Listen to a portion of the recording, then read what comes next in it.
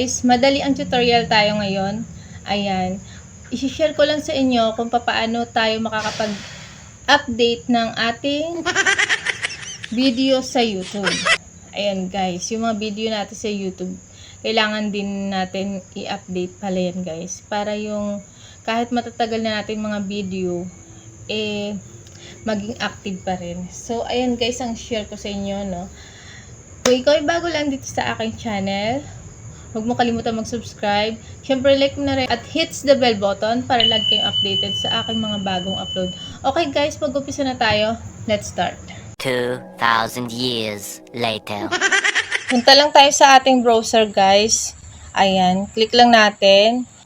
So, kailangan guys, nakalagin na yung ating YouTube channel dito sa browser natin. Ayan. Siguro naman marunong kayong siguro naman alam nyo paano mag-login dito sa ating browser sa Chrome.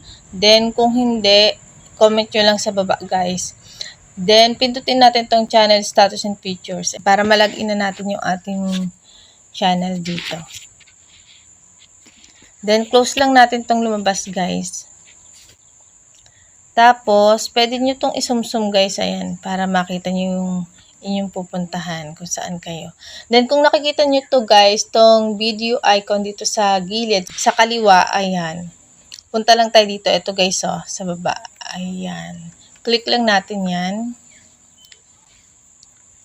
Then, check natin tong box dito sa taas guys, ng ating video. Ayan, check lang natin. So, pwede nyong lahatin to guys, pero sa akin ay bawasan natin para madali lang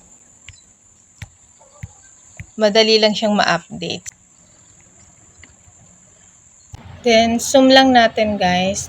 Tapos, pindutin lang natin tong edit sa itaas. Ayan. Click lang natin. Then, pumunta tayo sa comments. Ito. So, swipe lang natin. Pakaliwa. Ito.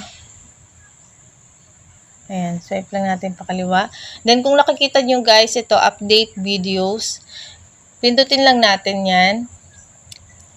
Then, punta tayo dito sa may lumabas sa baba. Ito guys. Ayan. Then, checkan lang natin tong box guys. Ayan. Tapos, pindutin ulit natin tong update video. Ayan, update videos. Ayan. Click lang natin yan. Then, so, tingnan natin dito sa taas guys. So, nag-a-update na siya. Ayan. Updating videos. Ayan guys. So, wait lang natin yan. So, ganun lang guys.